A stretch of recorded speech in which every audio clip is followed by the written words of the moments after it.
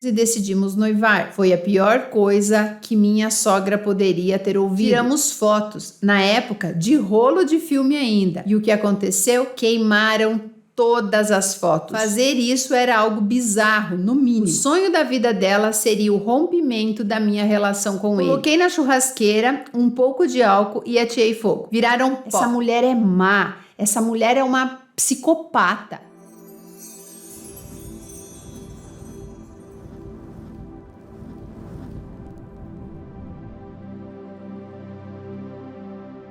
Bom dia, Silvana. Tentarei resumir este baile, mas são muitos anos de uma tortura com o tema sogra. Me chamo Salete e comecei a namorar o então meu esposo quando eu tinha 17 anos e ele 20. O fato é que minha sogra me tratava de forma decente até o meu primeiro ano de namoro. Depois começaram os shows de horror naquela casa. Na família são 4 filhos e mais um fora do casamento por parte do meu sogro, que nunca fez questão de assumir efetivamente esse filho, mas anos depois acabou meio a contragosto aturá-lo na família. Eu morava com meus pais e meu namorado com os pais dele também, no mesmo bairro, claro, e com 3 quadras de distância apenas para ir ao trabalho. Eu passava na frente da casa dele todos os dias. Eu tinha uma colega e vizinha que sempre voltava comigo do trabalho e ela presenciou várias vezes minha sogra na frente da casa, varrendo a calçada. Quando ela me avistava, sempre corria para dentro e fechava a porta. Eu me sentia muito mal com aquela atitude ridícula dela, mas não poderia falar nada para o meu namorado porque causaria o desconforto na família. Isso aconteceu inúmeras vezes por 2 anos. Todos os aniversários das minhas cunhadas sempre vinham amigas delas, e toda vez minha sogra fazia questão de elogiá-las na minha frente para o meu marido. Teve uma ocasião em que ela falou: "Acho que aquela loirinha de cabelo encaracolado vai ter que dormir aqui em casa, mas como não tem lugar, ela pode dormir no seu quarto, meu filho." Esse tipo de provocação era muito frequente. Eu não sei se o meu atual marido colocava panos quentes para não rolar briga, ou porque ele idolatra tanto a mãe que acha que as barbaridades que ela falava eram brincadeira. Isso foi se acumulando dentro de mim e eu não falava nada, nem para minha mãe.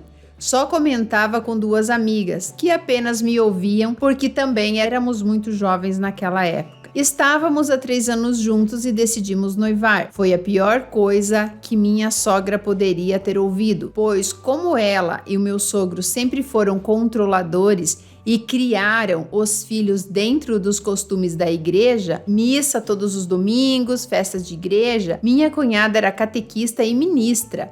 E quando fiquei com o meu marido, não tinha muito este hábito, apesar de ser católica também. Mas eu não era hipócrita de ir todo domingo na missa e depois ser perversa com o próximo. Mas enfim, voltando ao foco. Fizemos um jantar para as famílias na casa dos meus pais, porque tudo sempre tinha que ser na casa deles e do jeito deles.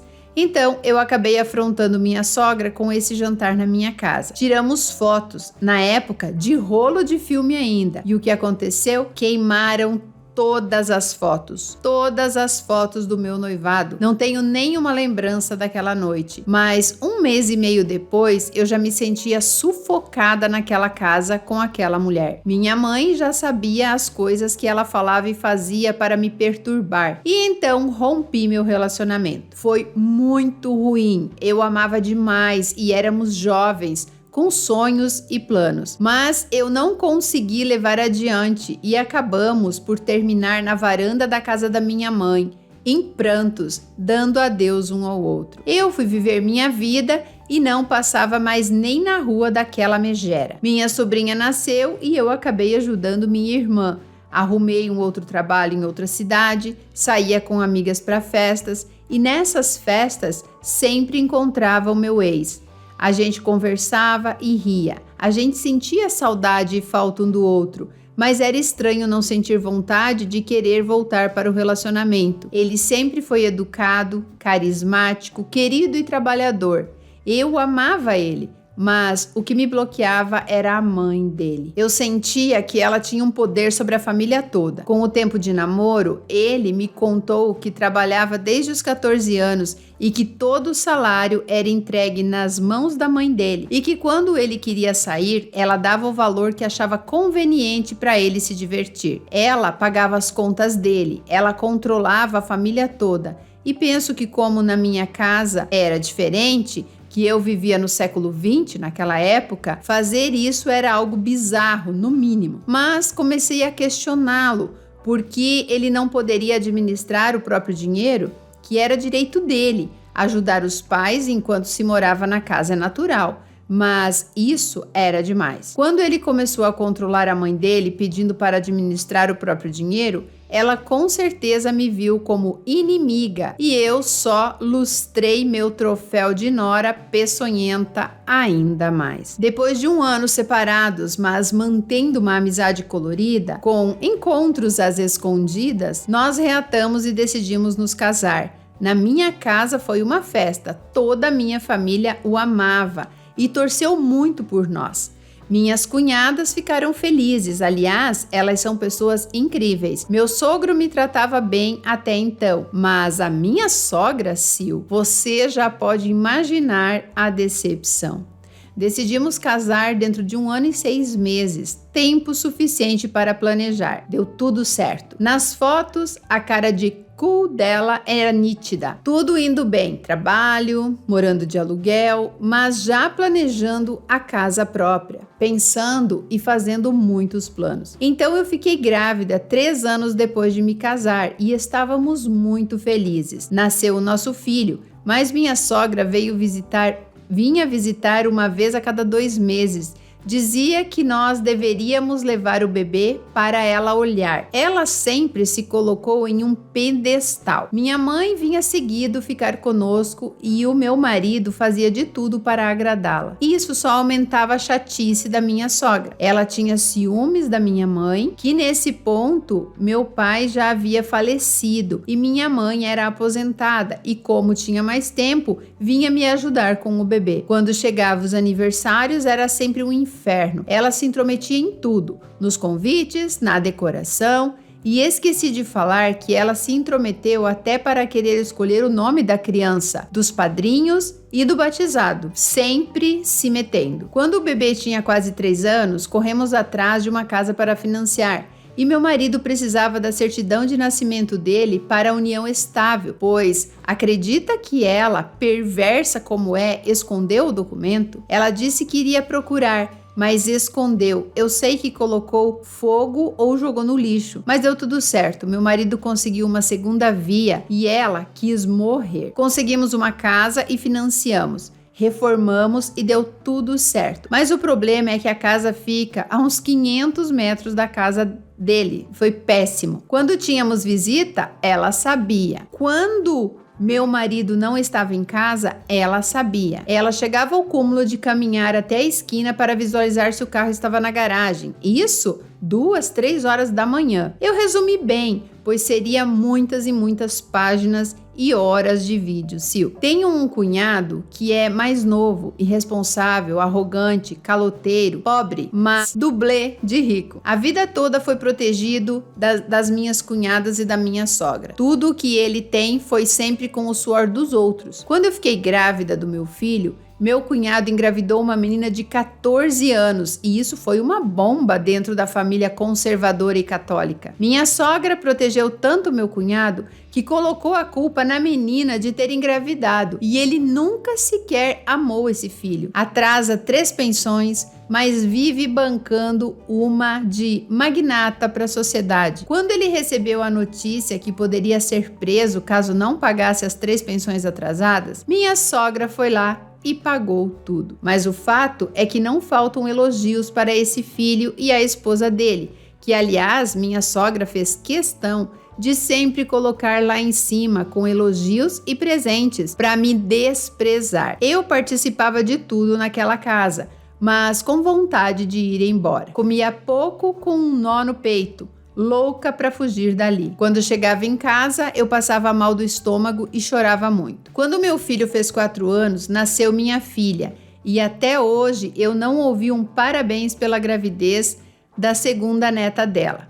No aniversário de 1 ano da minha filha, ela deu um brinquedo tipo pandeiro e disse para ela: Aqui é para você fazer bastante barulho na cabeça da sua mãe. Minhas cunhadas e meu marido sempre rindo, achando aquele gesto maldoso da mãe uma forma de brincadeira. Com o passar dos anos, meu marido, que sempre jogou futebol e gostou de beber, começou a ter hora para sair e não ter mais hora para voltar. E isso foi por anos e anos. Eu passei noites e madrugadas me sentindo um lixo, sempre sozinha na cama e com 2 crianças. Mas chegou num ponto que eu pedi para ele escolher a família ou a bebida, e ele excluiu a bebida da vida dele. 1 mês depois, minha sogra encheu a geladeira com latas de cerveja e até um vinho ela comprou para oferecer ao filho, que acabara de parar de beber. Assim, ela agia, de forma perversa e ardilosa. Eu comecei a me afastar daquela casa, das festas, dos almoços,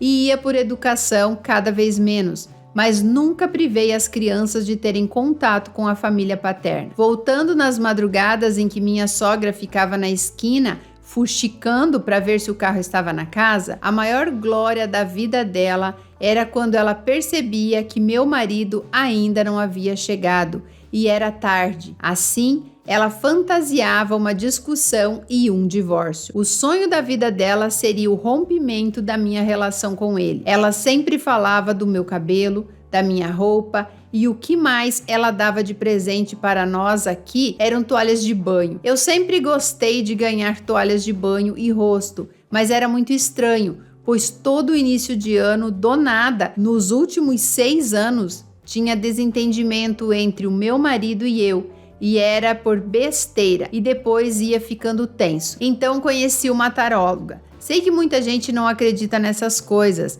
mas foi uma colega que me indicou ter um curso de 2 semanas. Nem tinha como saber nada da minha intimidade, pois nem rede social eu tenho.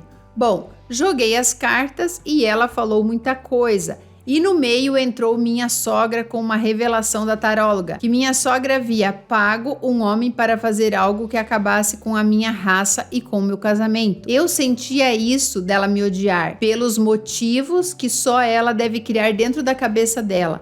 Mas nunca imaginei ela fazer algo para eu morrer, terminar com a minha família. E a taróloga perguntou se eu havia recebido algum presente dela. Eu disse que não. Ela insistiu. Falou de pratos, potes, bibelôs e eu continuei sem pensar em nenhum presente recente. Acabou a sessão e eu fui tomar banho, quando me deu um estalo nas toalhas. Chamei a moça no WhatsApp e comentei das toalhas. Ela disse para eu pegar todas e colocar fogo, que essa demanda ou feitiço foi muito bem feito e eu iria quebrar esse trabalho e a espiritualidade cobraria dela o que deu de ruim, que ela lançou sobre mim e para minha família. Nem mesmo pensou no filho e nos netos. Eu aceitei as toalhas de bom grado da minha sogra, mas fiz o que me pediram. Coloquei 5 toalhas de banho e 2 de rosto e tinha uma verde que doei para fazer isso. Coloquei na churrasqueira um pouco de álcool e ateei fogo. Viraram pó. Tomei um banho com anil e segui a vida tentando não odiar minha sogra, pois passaram 3 meses e ela teve um desmaio e foi para o hospital. Teve uma fratura na bacia e desde então não consegue mais ficar em pé. Ela está acamada, mas bem. Ela continua ainda assim dizendo coisas que insultam ou magoam as pessoas. Sei porque meu marido relata. E ainda que a mãe não está bem, acha que é da idade. Ela sempre foi assim.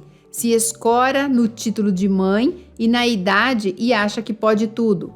Hoje, o meu filho não consegue ir ver a avó, se sente mal e eu o incentivo para não ficar chato, mas também não sei o que fazer. Está indo ao psicólogo e relatando muito sobre essa avó. Chegou inclusive a dizer que não recebeu amor da avó paterna e que não consegue sentir amor de neto por essa avó. Uma mãe, uma sogra não imagina o estrago emocional e psicológico que pode acontecer numa família.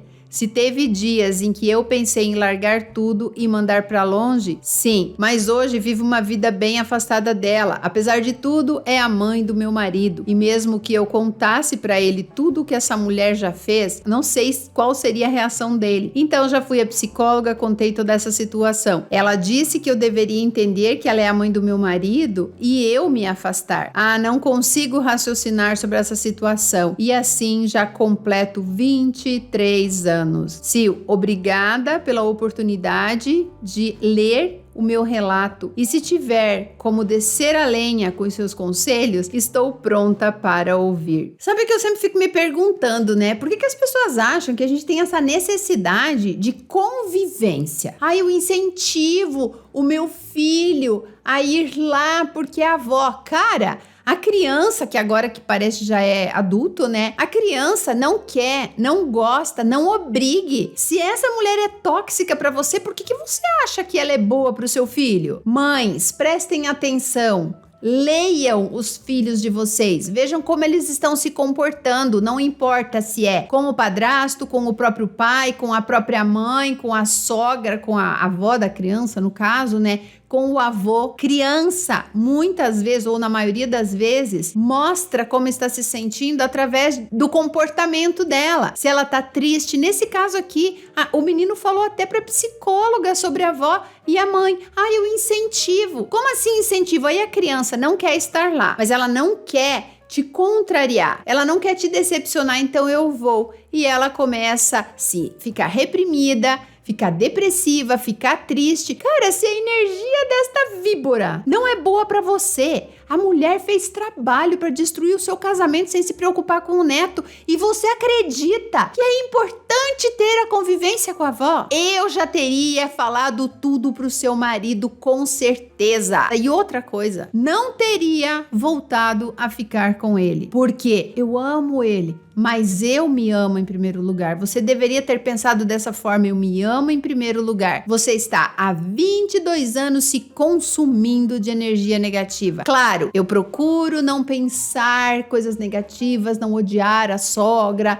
Tá bom, até aí tudo bem. Mas, cara, é uma dificuldade. Você perde muita, mas muita energia para se manter numa frequência elevada convivendo com esse tipo de gente. Essa mulher é má, essa mulher é uma psicopata. Por quê? Porque não fizeram como ela queria.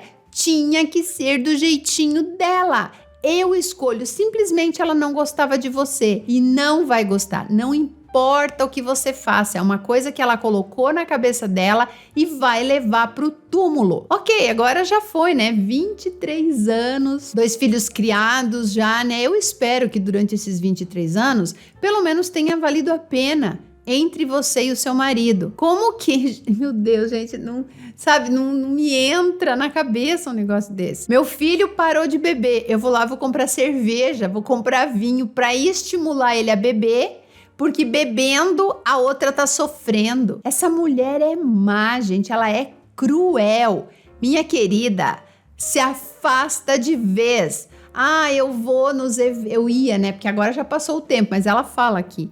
Eu ia nos eventos, voltava pra casa, vomitava e passava mal. Por que você ia? Por que ter a necessidade de fazer as coisas? Será que no fundo você também não queria afrontar ela? Porque olha, sinceramente, eu não faço o que eu não tenho vontade. Não há um ser humano, um Cristo na face dessa terra que me faça fazer algo que vai contra o que eu quero, o que eu desejo. Isso é diferente de você se adaptar a uma situação ali que também não tá te prejudicando. Por exemplo, hoje a gente vai comer uma pizza, mas eu não gosto de pizza. Eu como um pedacinho, mas amanhã você vai comer um risoto comigo. Eu não gosto de risoto, mas eu como um pouco com você sim. Pronto, isso não vai prejudicar ninguém. Agora, ficar trazendo na minha casa, deixando participar da minha vida pessoas que deixam escancarado que não gostam de mim, que não me suportam, que pior, não é nem gostar, né? Que desejam o meu mal, que desejam a minha morte, que não se importa com as crianças, com o próprio filho. Não, gente, não faz sentido pra mim.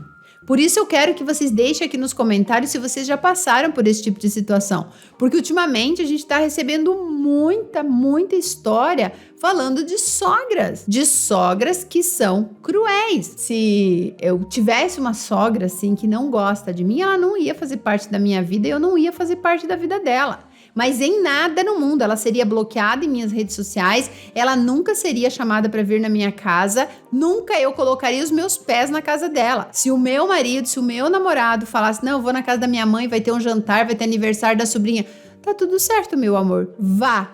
Eu vou pegar um balde de pipoca e vou assistir filme. Não me convence, mas eu não quero saber. Quando você voltar de lá, você vai tomar um banho de sal grosso e eu não quero ouvir uma palavra sobre o que aconteceu lá. Simples assim. Eu sou assim.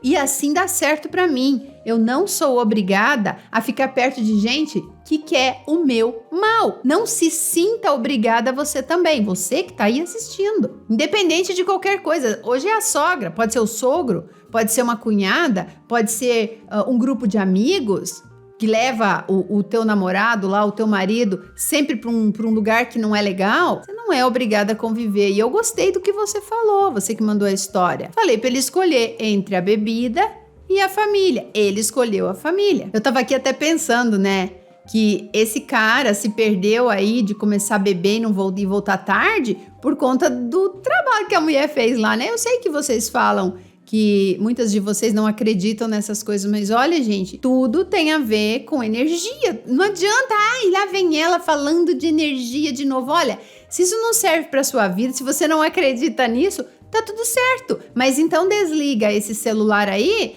porque você deve se questionar, né? Como que a minha voz tá chegando instantaneamente até você, né? Se você não acredita no invisível. A minha voz é invisível. E você pode estar em qualquer lugar do mundo e a mensagem está chegando instantaneamente. Já se questionou sobre isso? Pois é. Existe um mundo aqui que só os nossos olhos não veem, que é a minha voz, meu pensamento. Se você fechar o olho, você vai continuar me ouvindo.